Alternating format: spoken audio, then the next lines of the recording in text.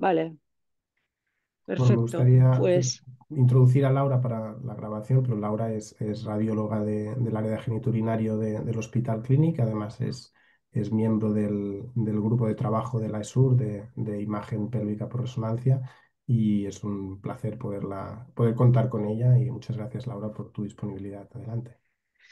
bueno, muchas gracias por invitarme a participar. Muchas gracias a a los expertos por estar aquí conmigo. Y bueno, sí, efectivamente, vamos a hablar de adenomiosis, de cómo vemos la adenomiosis en resonancia magnética y también de qué otras entidades pues pueden parecerse a la adenomiosis en resonancia magnética, dando algunas claves para diferenciarlas de la adenomiosis. Así que voy a estructurar la charla de esta manera. Primero hablaré de histología de la adenomiosis, luego de sus características principales en resonancia magnética. Presentaré los distintos tipos de adenomiosis que se han descrito y finalmente, como decía, hablaré de otras entidades que pueden parecerse a a la adenomiosis en resonancia con claves para su diagnóstico. Y acabaré como conclusión intentando responder a estas dos preguntas, ¿no? ¿Por qué es importante que conozcamos la adenomiosis, que estemos hoy aquí hablando de adenomiosis? ¿Y por qué es útil la resonancia magnética o lo es? ¿Qué papel tiene o qué necesidad tenemos de hacer resonancia magnética en el estudio de adenomiosis, ¿no?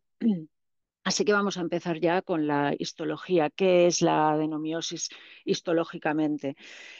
Pues es tejido endometrial, glándulas y estroma en el miometrio. Sabéis que la endometriosis es tejido endometrial pues, por fuera del útero. En el caso de la adenomiosis, el tejido endometrial está embebido en en el miometrio. Y lo que hay histológicamente, como digo, son, por un lado, glándulas endometriales y también estroma endometrial que pues van multiplicándose, van infiltrando este miometrio y que pues pueden sangrar de una forma más o menos cíclica. Estas glándulas, este tejido endometrial que va sangrando y va aumentando, genera, causa una reacción en el tejido miometrial de alrededor en forma de pues, inflamación, neoangiogénesis, fibrosis, distorsión de la arquitectura muscular normal. El miometrio se hiperplasia, se hipertrofia y todo ello de una forma, como os podéis imaginar, infiltrativa, ¿no? No tenemos un tumor que va creciendo de una forma encapsulada, sino que tenemos pues, focos de tejido endometrial que van generando una reacción y que van creciendo a su aire, por tanto, de una forma y además infiltrando en el miometrio, ¿no? Eh, Pasamos ahora a cómo se traduce esta histología a la resonancia magnética, ¿no? A la imagen. Y para eso me gustaría empezar con un recordatorio sobre qué es el miometrio, cómo vemos el miometrio normal en la resonancia magnética, ¿no? Os pongo aquí una imagen en sagital en T2. El T2 de alta calidad, de alta resolución, es una secuencia súper importante en el estudio de adenomiosis. Otras secuencias, como iremos viendo a lo largo de la presentación, que tienen importancia son el FATSAT T1 y también para nosotros la difusión. Hablamos pues de cómo vemos el miometrio en T2, ¿no? Recordar que el miometrio en el miometrio podemos distinguir dos capas, el miometrio interno, que es lo que también se llama junctional zone, zona de unión o el área subendometrial, que es esta área hipointensa, y el resto, que es el miometrio externo. Es decir, lo que quiero destacar es que la junctional zone clásica no es algo distinto del miometrio, es el miometrio interno. Lo único es que esta capa tiene una estructura tisular diferente. Las células están dispuestas de una forma distinta que en el resto del miometrio y además tiene algunas características especiales, entre las cuales la que más nos interesa es que tiene muchos receptores hormonales, ¿no? Como digo, el resto del miometrio se llama miometrio externo y se podría subdividir en dos que representan pues, dos tercios del grosor miometrial, ¿no? Y que serían el miometrio puramente externo, el subseroso, y el miometrio medio, que estarían separados por ese plano que es la corona vascular que vemos a veces cuando las venas están dilatadas, ¿no? Pero estas dos capas se parecen mucho más y a efectos prácticos lo que es importante recordar es pues, el miometrio interno y el miometrio externo como el conjunto de las otras dos. Y paso ya a ver cómo vemos estas imágenes que habíamos descrito en la histología, en la resonancia magnética. Pues lo que nos vamos a encontrar son las glándulas endometriales, o más bien los lagos glandulares que se crean en el seno del tejido miometrial. Es decir, vamos a ver quistes que característicamente son muy pequeñitos, ¿no? Y que veremos, por tanto, hiperintensos en T2 y que pueden tener, como decíamos, un contenido hemático. Y este contenido hemático también podemos verlo, ¿no? Como veréis, no siempre están estos quistes, pero son una de las características de la adenomiosis. Y el contenido hemático lo vamos a ver especialmente bien brillando en secuencias FATSAT T1. Además, vamos a ver pues, los efectos que estos quistes tienen en el miometrio, ¿no? Vamos a ver un miometrio aumentado de tamaño, allí donde hay infiltración por endometrio, hipointenso, con unos límites, como decíamos, pues mal definidos, ¿no? ¿Y qué tipos de adenomiosis existen? Bueno, lo que es importante es recordar que de momento no hay un consenso respecto a la clasificación de la adenomiosis. Se han propuesto múltiples clasificaciones y entonces yo he destacado algunos de los tipos que más se describen en las principales clasificaciones que se han publicado, ¿no? Y los tipos son adenomiosis interna, adenomiosis externa y adenomiomas. La adenomiosis interna y la externa pueden ser focal o difusa, ¿de acuerdo? Y vamos a ver ahora pues cada una de ellas, empezando por la adenomiosis interna. En la adenomiosis interna se supone que lo que ocurre es que el tejido endometrial se invagina, penetra en el miometrio porque falla la barrera que los separa. ¿De acuerdo? Esto puede pasar en toda la superficie de la barrera o puede pasar en una zona de la barrera. La adenomiosis interna es la clásica. Cuando pensamos en adenomiosis es la que nos viene a la cabeza, tanto en su histología, sus características de imagen, como en el perfil clínico, ¿no?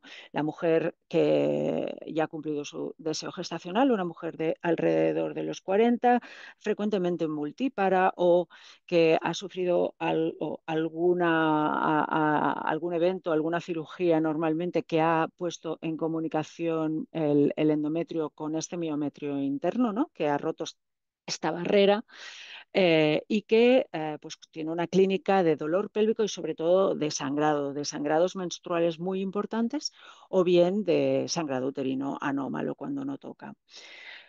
Este es el perfil clásico que tenemos típicamente en la cabeza, pero cada vez más se está viendo que esta adenomiosis interna se puede ver también en mujeres jóvenes, a veces muy, muy jóvenes, y que además es causa también de infertilidad. ¿Y cómo vamos a diagnosticar esta adenomiosis interna? Lo que hablábamos antes de empezar la charla, ¿no? Cuando en un estudio de resonancia magnética podemos decir, ostras, me parece, o sea, esto es una adenomiosis. Pues bueno, lamentablemente los criterios tampoco están consensuados, digamos, pero os voy a presentar los principales. Clásicamente, el criterio que se consideraba diagnóstico de adenomiosis interna era el engrosamiento de la línea de unión. Eh, de hecho, tiene sentido, ¿no? Si pensamos en el tejido endometrial penetrando, imaginándose en el miometrio interno y causando esta fibrosis, esta hipertrofia en estas células musculares, esta distorsión de la anatomía, eh, eh, eh, mm, sobre todo si lo pensamos de forma difusa, pues podemos imaginarnos que lo que pasa es que esta línea hipointensa de miometrio interno se engrosa, ¿no? Y recordaréis el clásico criterio de los 12 milímetros, ¿no? A partir de 12 milímetros hablamos de adenomiosis, por debajo de 12 milímetros no hablamos de adenomiosis. Este criterio, como podéis intuir, tiene un rendimiento diagnóstico limitado. ¿Por qué? Pues por un lado, porque el grosor de esta junctional zone, de esta línea de unión, cambia por factores hormonales. Recordáis que os he dicho que había muchos receptores hormonales en esta capa miometrial. Por ejemplo, en la fase menstrual se puede ver un pseudoengrosamiento, en la fase secretora es más fina y lo que es muy importante en este contexto, los tratamientos hormonales también modifican este grosor. Además, en algunas mujeres es difícil de delimitar. Pero es que además, por lo que hemos dicho, os podéis imaginar que a veces la infiltración pues no llega a penetrar tanto como para engrosar la línea de unión, ¿no? Es una infiltración más superficial y entonces no la detectamos. O puede ser también que sea una infiltración focal y por lo tanto el criterio de una línea de unión difusamente engrosada no serviría, ¿no? Por lo tanto, se han añadido otros signos que, como digo, son múltiples y yo os destaco los que nos parecen a nosotros más útiles y los que también son más destacados en la literatura, ¿no? Por un lado, el contorno. Como hemos ido diciendo todo el rato, el comportamiento de la adenomiosis es infiltrativo. No es la progresión en el miometrio no es bien delimitada. Por tanto, un contorno de la línea de unión irregular nos debe hacer pensar en adenomiosis. La asimetría, como en este caso, ¿no? Las células no penetran, o las glándulas, el tejido endometrial no penetra en el miometrio pues a la misma velocidad o en la misma, con la misma intensidad en el miometrio anterior y en el miometrio posterior, o puede no hacerlo, y por lo tanto la asimetría es un signo más que nos puede hacer pensar en adenomiosis, ¿no? Es decir, todos estos son signos que nos pueden sugerir adenomiosis, pero lo que recomiendan en la literatura, y esto sí que es consensuado, o sea, sí que es general, es que no utilicemos uno solo de estos signos para diagnosticar adenomiosis, ¿no? Hay otro signo que sí que se considera un signo directo y que sí que tiene un valor predictivo positivo muy alto para adenomiosis interna, que es la presencia de quistes en este miometrio interno, ¿no? El miometrio interno no tiene por qué tener quistes, por tanto, la presencia de quistes que característicamente, como digo, son muy pequeñitos, pues es diagnóstica de adenomiosis. No siempre están, pero si están, son muy sugestivos de adenomiosis. Si no están, pues necesitamos más de un signo. Y como digo, estos quistes pueden ser pequeñitos, como estos, o pueden ser muy pequeñitos, como estos otros, ¿de acuerdo? Incluso a veces tienen el aspecto solamente de una estriación hiperintensa en el margen, pues en el límite entre el endometrio y el miometrio interno. Esto es muy sugestivo de adenomiosis. O sea, si vemos esto, podemos decir que probablemente hay adenomiosis o muy probablemente hay adenomiosis. Lo que no podemos decir es qué importancia o qué trascendencia clínica, qué traducción clínica tiene esta adenomiosis. A lo mejor tiene esos focos de endometrio en esta zona de miometrio y esto no le supone nada a la paciente siempre, como decíamos antes, la correlación con la clínica. Aquí os pongo otros ejemplos de adenomiosis interna, ¿no? Tenemos adenomiosis interna focal, como este caso, en que gran parte de la adenomiosis está rodeada por miometrio interno. El tejido endometrial ha ido penetrando en el miometrio, pero de una forma muy asimétrica y que ni siquiera afecta toda la longitud de la pared posterior, ahí anterior. Fijaos en los quistes. En este otro ejemplo, los quistes son mucho más importantes que en este, por ejemplo, mucho más abundantes. Y luego este otro ejemplo que me parece tan espectacular, ¿no? De una infiltración difusa del miometrio que alcanza prácticamente la serosa y que tiene múltiples quistes. Fijaos qué aumento de tamaño tiene este útero que incluso deforma la pared anterior, ¿no? La pared abdominal. Pasamos al segundo tipo de adenomiosis. La adenomiosis externa es aquella en la que hay adenomiosis en el miometrio externo, de hecho en el miometrio subseroso, sin que haya afectación en general si no es por contigüidad o por extensión del miometrio interno. Y se acepta que ha llegado aquí estos focos de endometriosis, de endometrio, perdón, de adenomiosis han llegado aquí a través de la serosa, ¿no? Eh, Se supone que las células han llegado aquí por o la teoría de patogénesis más aceptada es que han llegado aquí por menstruación retrógrada, se han depositado en zonas de clives y posteriormente han penetrado en la serosa y en el miometrio, ¿no? Esto es lo que, como sabéis, se describe en la endometriosis. Si hablamos de endometriosis profunda, nos centramos en lo que pasa en el crecimiento de estas células hacia afuera, ¿no? Y cuando hablamos de adenomiosis externa, pues nos fijamos en lo que pasa hacia adentro. Prácticamente siempre la adenomiosis externa se asocia a imagen de endometriosis profunda. Como la endometriosis profunda es más frecuente en posterior, en la pared posterior, causa dolor pélvico y también causa infertilidad y mal resultado obstétrico, ¿no? Em, Os enseño aquí un ejemplo, ¿no? de una adenomiosis externa. Como veis, todo este tejido hipointenso con quistes hiperintensos en T2 que está infiltrando la parte externa o la capa más externa del biometrio y que también infiltra pues el espacio entre el útero y el recto sigma, ¿no? Eh, es, eh, Algunos autores o muchos autores y clásicamente, sobre todo ginecólogos, a esto lo llaman adenomiosis externa.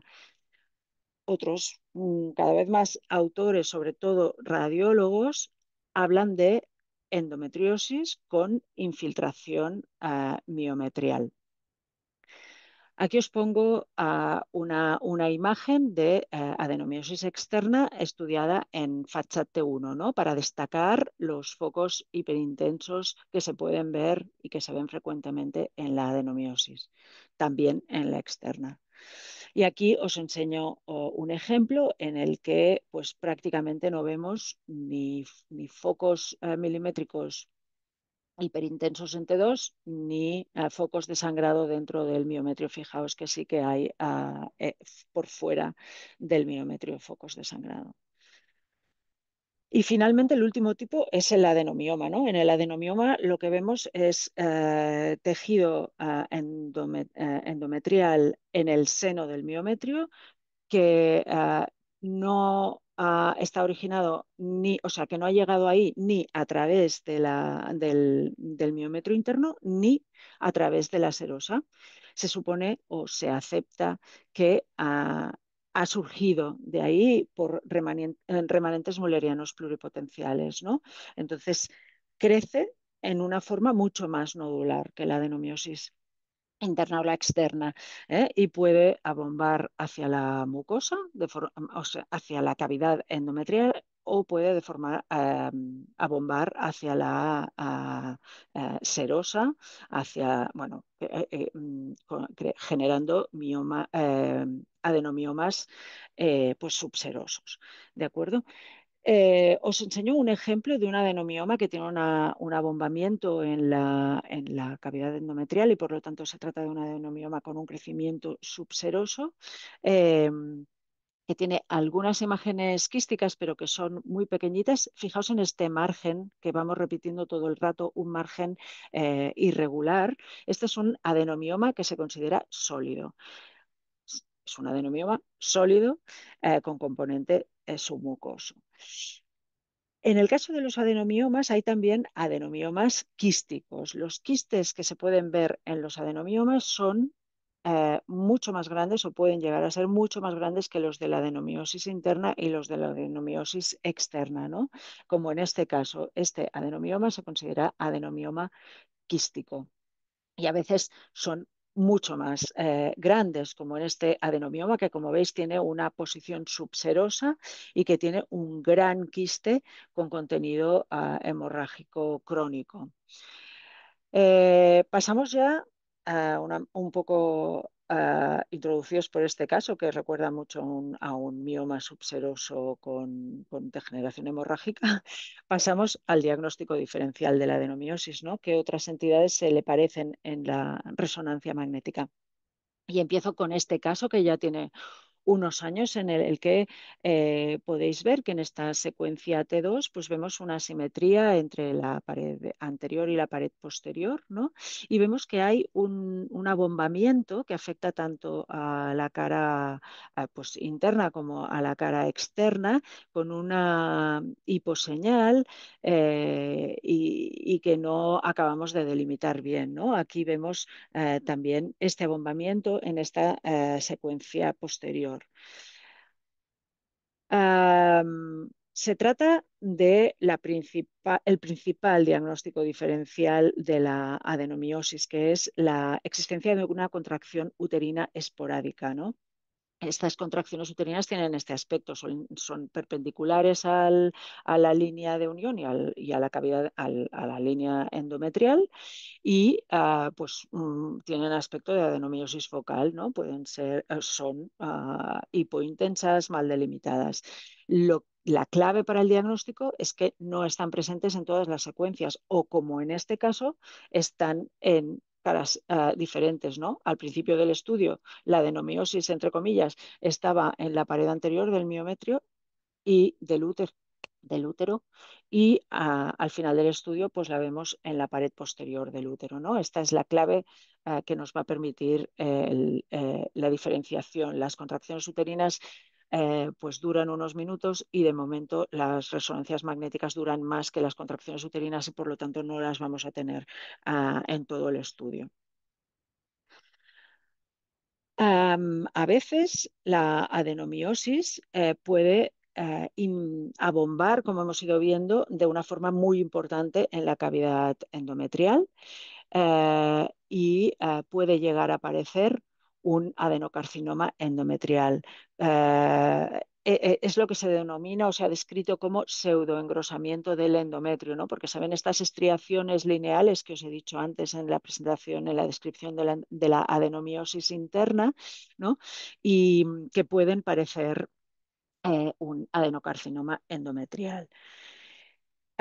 Y en general, cualquier tumor que infiltre el miometrio de una forma difusa, pues puede plantear diagnóstico diferencial con la endometriosis. Vamos a ver algunos ejemplos, ¿no? Por ejemplo, muy importante, hay un tipo de infiltración del adenocarcinoma endometrial que se describe como infiltración tipo MELF, en el que se ven glándulas que invaden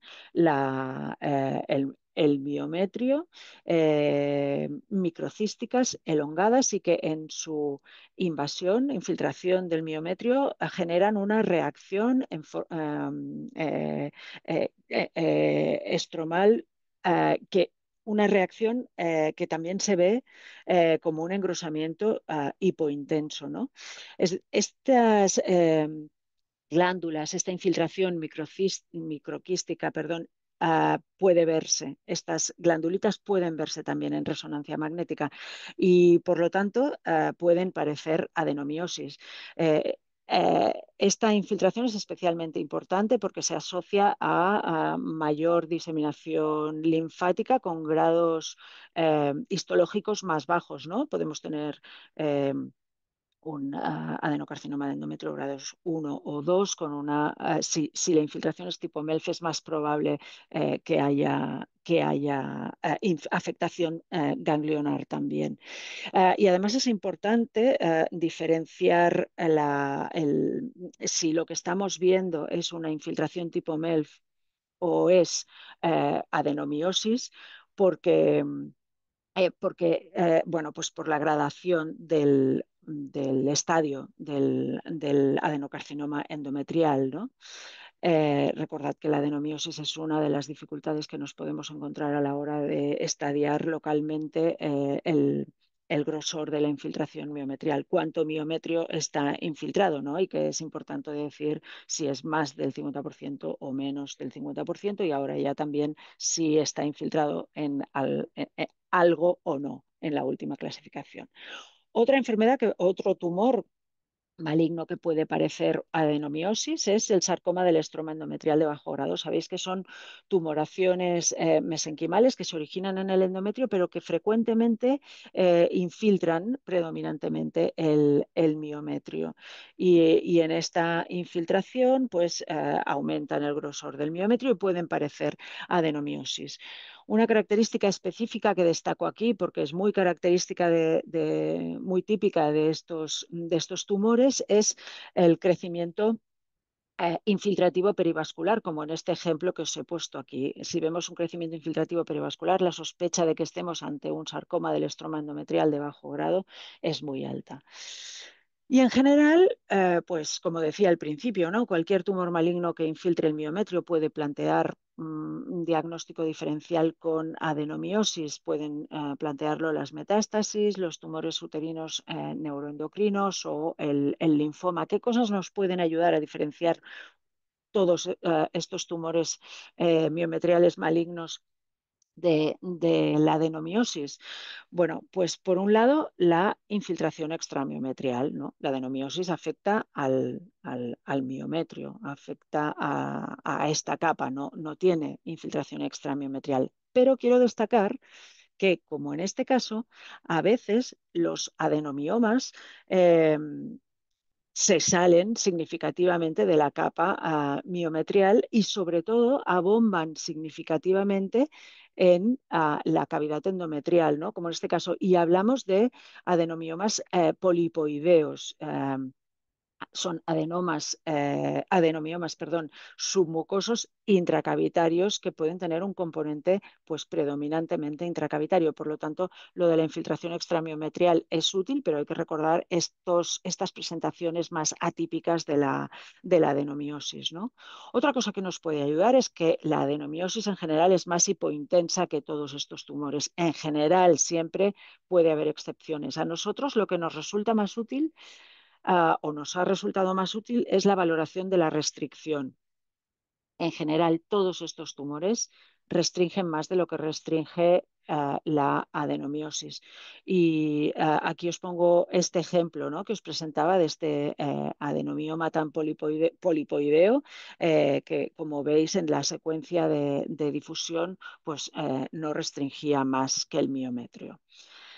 Como hemos introducido antes, un diagnóstico diferencial o el diagnóstico diferencial clásico del adenomioma es el mioma, ¿no?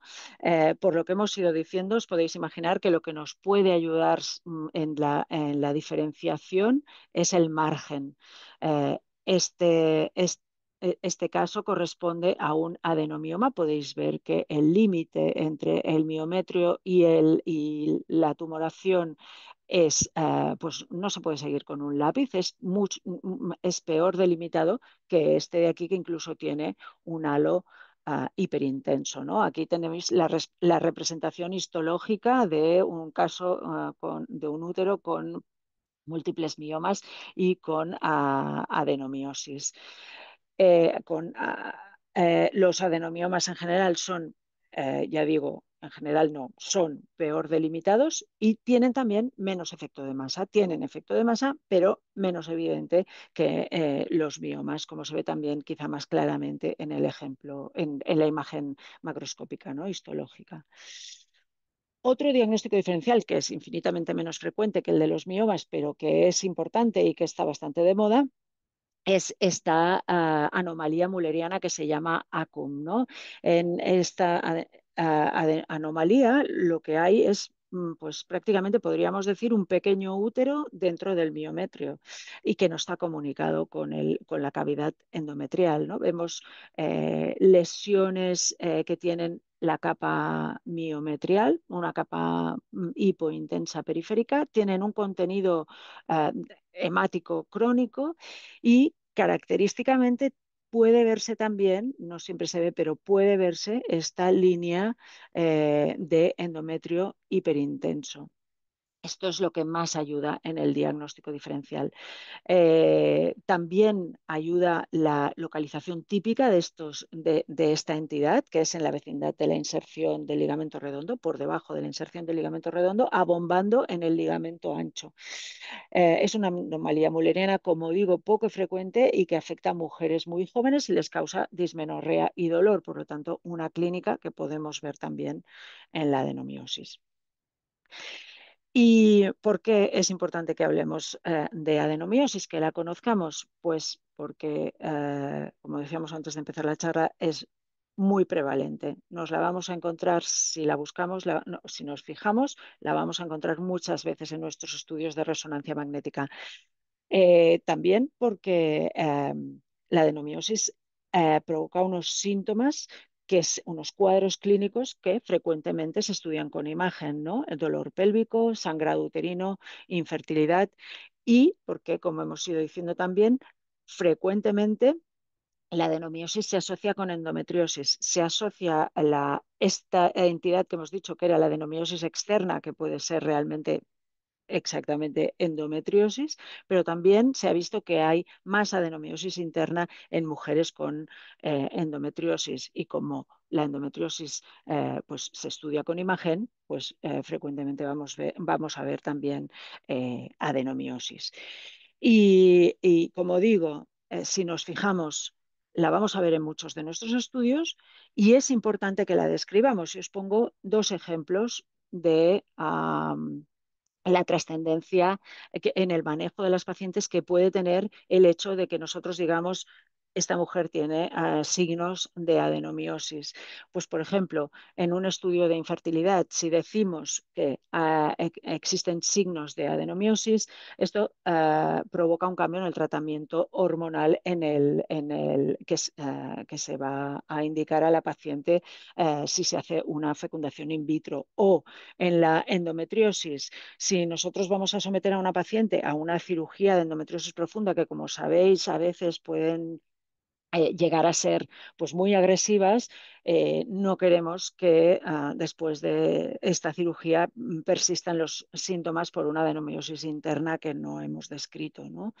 Además, la adenomiosis o la existencia de infiltración miometrial o de adenomiosis externa, eh, eh, la coexistencia de esta adenomiosis externa con endometriosis aumenta el riesgo quirúrgico de la endometriosis profunda. Otras aplicaciones del estudio de imagen en la valoración de la adenomiosis, perdón, que están en auge son, por un lado, pues, la monitorización de la respuesta al tratamiento médico y también la utilidad de la imagen como guía para la cirugía conservadora, que es un abordaje terapéutico que tiene cada vez más importancia. ¿Y por qué elegir la resonancia magnética o en qué casos hacerlo o es realmente necesario hacerlo? Bueno, la técnica de primera elección en la adenomiosis es la ecografía transvaginal. La resonancia magnética se considera una técnica de segunda línea, de momento, bueno, de segunda línea. Todos conocemos las ventajas que ofrece la resonancia magnética, pero también conocemos las desventajas que tiene, ¿no? Básicamente de disponibilidad y de precio. Esto explica que sea una técnica de segunda línea y que se utilice por ahora fundamentalmente tras ecografías transvaginales no concluyentes, ¿no? Será pues trabajo nuestro ir demostrando que la resonancia magnética puede tener un papel más allá de simplemente complementar ecografías pues poco concluyentes. Y bueno, para terminar, ¿qué ideas me gustaría que quedaran muy claras? Por un lado, pues qué características son clave para el diagnóstico por RM de adenomiosis. Pues recordad la presencia de quistes, que no es obligada, pero que tiene un alto valor predictivo positivo, la hipointensidad del miometrio, el aumento de tamaño del miometrio y, sobre todo, recordad valores de ADC que son más altos que los de los tumores malignos, es decir, la adenomiosis en general restringe menos que los tumores malignos que infiltran el miometrio. Recordar siempre buscar adenomiosis en el estudio de endometriosis profunda, sobre todo no basar el diagnóstico de adenomiosis interna solamente en uno de los signos indirectos. No basarlo solamente en el grosor de la junctional zone. Podemos tener una junctional zone globalmente fina y tener una adenomiosis. Y, insisto, pensar en un diagnóstico alternativo si la lesión es hiperintensa en T2 o muestra una restricción alta en las secuencias de difusión. Y hasta aquí lo que os quería decir. Me queda agradecer al doctor Saavedra de Chile su ayuda en la recogida de las imágenes durante su estancia con nosotros en Barcelona, que fue pues, más que fructífera, por lo menos para nosotros. Y nada más, esto quería deciros. Vale, muchísimas gracias, Laura. Creo que ha sido una presentación muy sistemática de una temática que es compleja y, como tú dices, no del todo definida, con lo cual yo creo que la clasificación que has hecho y cómo lo has presentado es genial porque nos ha podido ser de utilidad en repasar todo el espectro de la adenomiosis. Y ya pasaríamos a las preguntas. Si os parece, planteamos las preguntas que hay en el chat, que las ha planteado todas el doctor Pedraza, y luego hacemos comentarios o si queréis responder los expertos también. Entonces, el doctor Pedraza preguntaba si crees que sería factible y recomendable realizar un informe estructurado en la estadificación de la adenomiosis uterina y si hay alguna cosa que se pudiera cuantificar, pues que apareciera también en el informe estructurado. Sí, bueno, la respuesta rápida es sí. En general, a mí me parece en general el informe estructurado es útil pues, en los informes radiológicos, pues porque ayuda al radiólogo, por un lado, pues a no dejarse nada, por otro lado, a centrarse en lo que es realmente importante, ¿no? Y dedicar menos tiempo a lo que no tiene tanta trascendencia o se ha visto que no tiene tanta trascendencia. Eh, Mi opinión es que está bien siempre combinar este informe estructurado con un texto en un lenguaje pues, más amigable, más razonado. Eh, Esto en general. En el caso de la adenomiosis, creo también que un informe estructurado puede ser útil, pero tenemos el problema de que de momento no está muy claro qué cosas son realmente importantes. Y podemos hacer un informe estructurado actualmente, de hecho, insisto, creo que es útil, pero sabiendo que es posible que dentro de poco tiempo este informe estructurado cambie porque la investigación lleve a ver pues que hay otros factores que son más importantes porque tienen más trascendencia clínica o porque tienen pronóstica o de respuesta al tratamiento, ¿no? Gracias. Y luego pregunta si habría diferencia en cuanto a las imágenes por 3 teslas respecto a 1,5. ¿Crees que...? No, en nuestra experiencia y también lo que está descrito, no, no. Bueno, las máquinas, los equipos más modernos con una de 1,5 pueden dar imágenes pues muy buenas, con una definición de los quistes muy buena y también de los límites de la infiltración biometrial muy buena, ¿no? Lo que es importante es tener bien ajustada la máquina y bien, o sea, tener buenas máquinas y tenerlas bien ajustadas, tener secuencias buenas. Siempre. No sé si quisierais aportar alguna cosa en cuanto a estas preguntas, Andoni y Ana. Sí, yo tengo un par de preguntas para Laura. Me ha encantado la charla. ¿Qué opinas de la relación entre los criterios MUSA y nuestra RESO? O sea, entre lo que ven los ginecólogos, ¿crees que ven ellos mucho y nosotros lo vemos mal? ¿O es que ellos se pasan de ver y no es tan real? ¿O cómo ves esa relación? Sí, sí. En ecografía realmente es curioso porque definieron unos criterios consensuados pues muchísimo antes que nosotros, ¿no? Bueno, que nosotros, que la resonancia magnética. Eh, eh, pero realmente el diagnóstico de adenomiosis en ecografía ha ido cambiando, ¿no? Al principio, a pesar de estos criterios definidos, ¿no? Al principio, pues diagnosticaban, es mi percepción, pero también la de otros compañeros, ¿no? Diagnosticaban menos adenomiosis y actualmente pues la describen en muchos casos, ¿no?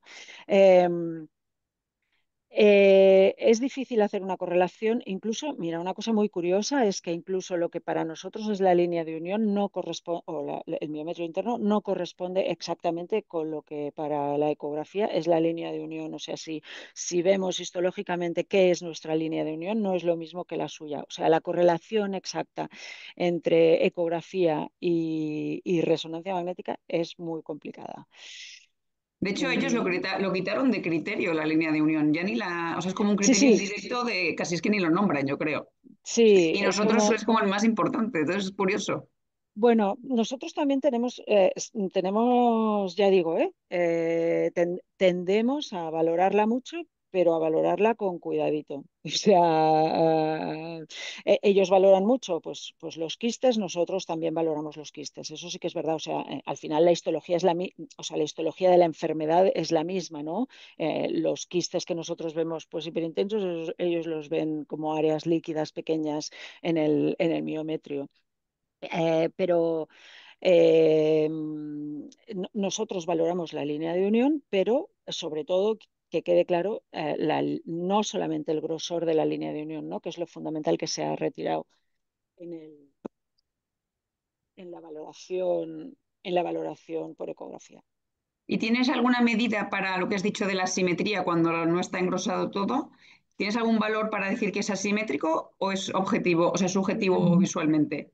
Mira, se han descrito valores, se han descrito valores para la diferencia entre el grosor de una cara y el grosor de otra cara. Incluso se han descrito también, que he visto una pregunta por ahí también,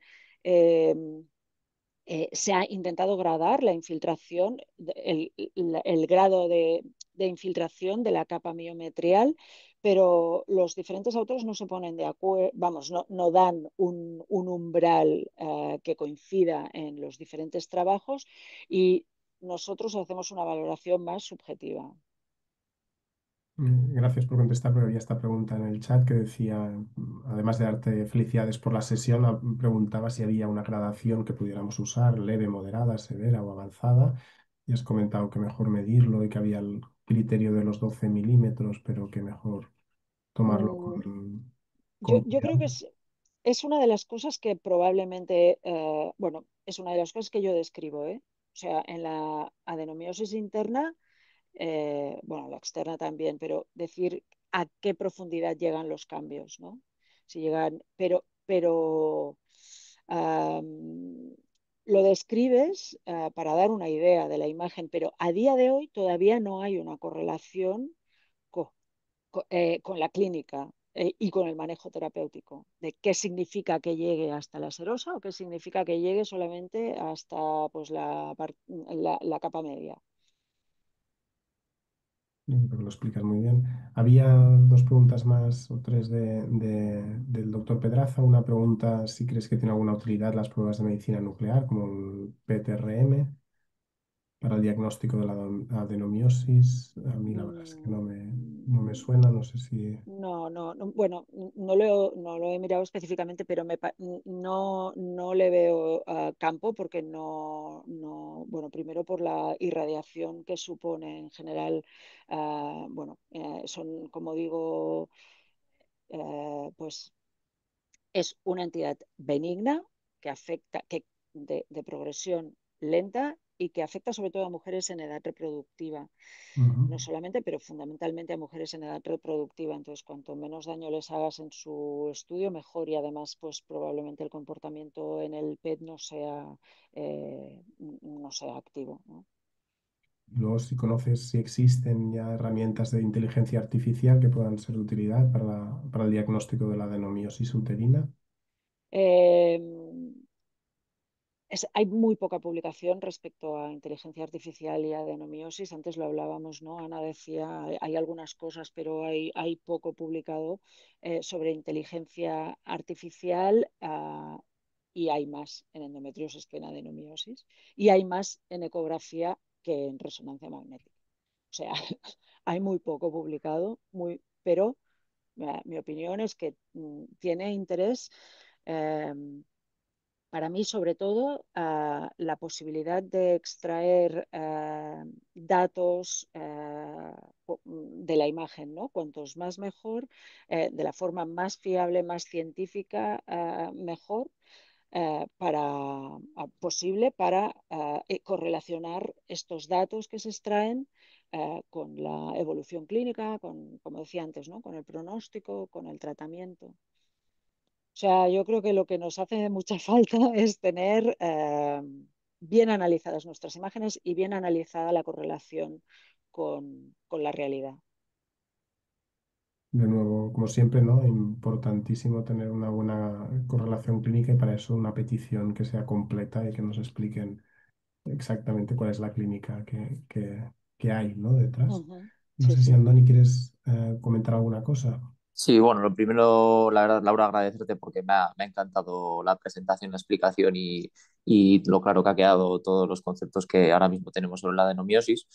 Yo, sobre todo lo que hemos comentado, decir que nosotros utilizamos máquinas de 1,5 teslas y lo que dices, estoy totalmente de acuerdo con que optimizando la máquina y sobre todo realizando unas secuencias T2 de gran calidad, 2D, y a veces incluso oblicuando o orientando los planos en función de lo que veamos en las primeras secuencias, nos puede dar mucha información. Sobre el informe estructurado, yo, bueno, o sea, en general no soy muy fan de los informes estructurados porque me gusta más el verso libre, como decimos, pero sí que es verdad que pues, en casos de que nos planteemos un estudio inicial, poner un tratamiento y vigilarla, digamos, cómo se responde al tratamiento, puede tener un potencial siempre y cuando pues, hagamos el estudio, por ejemplo, en la misma máquina, lo hagamos de la misma manera y vayamos a evaluar algo en concreto. Y bueno, alguna cosilla he leído sobre el tema que parece que puede tener su lugar, pero yo es verdad que, no, que a día de hoy no lo utilizo. Y bueno, luego por otro lado, lo que sí que me parece interesante es saber que cada vez hay más conciencia sobre la adenomiosis y sobre la importancia. Yo lo recuerdo porque yo vengo de hacer mucha histerosalpingografía durante la residencia por temas de subfertilidad e infertilidad y al final muchas veces veíamos la adenomiosis como un signo, como que, sí, bueno, la adenomiosis está ahí, pero luego en realidad la adenomiosis es muchas veces el factor más importante que está condicionando esa subfertilidad y que luego vemos que efectivamente se estudia y se puede ver y se puede dar mucha información al respecto con las diferentes técnicas de imagen, sobre todo con la resonancia. Así que, pues muy, muy agradecido con esta charla que has dado. Gracias. Muchas ¿Puedo hacer una gracias. última pregunta yo? Por supuesto, Ana. Claro. Cuando tienes el típico caso de endometriosis pélvica profunda extensa que afecta el torus, localización retrouterina y se infiltra en el miometrio y tú decías que hay veces que es difícil, ¿no? Diferenciarlo de adenomiosis externa y que algunos radiólogos directamente le llaman endometriosis pélvica profunda un poco infiltrativa, ¿no? ¿Tú cómo informas eso? O sea, ¿tienes incluyes las dos? ¿Dices que es endometriosis o cómo pones en el informe? Eh, cuando hablamos de la adenomiosis externa, o sea, digamos que estamos hablando de lo mismo, o sea, adenomiosis externa con endometriosis profunda y endometriosis profunda infiltrando el miometrio es lo mismo, dicho de maneras diferentes, incluso, lo cual tiene una trascendencia, bueno, conceptualmente es interesante, ¿no? Porque incluso hay autores que, bueno, claro, que consideran que esto no se puede considerar adenomiosis, sino que se tiene que considerar en el diagnóstico diferencial de la adenomiosis, ¿no? En el diagnóstico diferencial se entiende pues cuando la infiltración, ellos consideran adenomiosis típica solamente la adenomiosis interna y entonces en el diagnóstico diferencial estaría pues la endometriosis que infiltra el miometrio y llega hasta el miometrio interno, ¿no? Es decir, hablamos de lo mismo dándole nombres diferentes, a pesar de que, insisto, el hecho de darles nombres diferentes lleva a estructura conceptual diferente. Gracias. Pues muchísimas gracias, Laura, de nuevo. Si el doctor Pedraza quiere cerrar la sesión. Sí, simplemente, Rafa, muchísimas gracias por tu excelente moderación. También muchas gracias a Ana Villanueva y a Andoni por su entusiasmo y por sus comentarios muy interesantes. Y Laura, yo creo que, vamos, profesora magnífica, o sea, da gusto oírte y muchísimas gracias. Ha quedado muy claro la diapo última que explica los hallazgos claves. No sé si quieres hacer un mensaje final a la audiencia, Laura. Bueno, pues que se fijen en la adenomiosis, que la busquen y que entre todos tenemos que trabajar para eso, para conseguir avanzar más en el conocimiento de esta enfermedad que todavía tiene tantos flecos, ¿no? Perfecto, pues así lo haremos. Seguro que con Rafa programamos más sesiones, también con la ayuda de Ana y de Antoni. Simplemente, muchas gracias a todos de nuevo. Simplemente recordaros que mañana tenemos una sesión, esta vez ya será de músculo y de neuro, que es de José Antonio Narváez del Hospital de Belviche, que nos va a hablar de la valoración radiológica de las metástasis óseas. Estáis todos invitados, que tengáis un gran día. Gracias Laura, gracias Rafa, gracias Antoni, gracias Ana, gracias Dani. Buen martes. Nos vemos. Un Hasta saludo a luego, Pues todos. gracias. gracias a Adeu. todos. Gracias, hasta Chao. luego.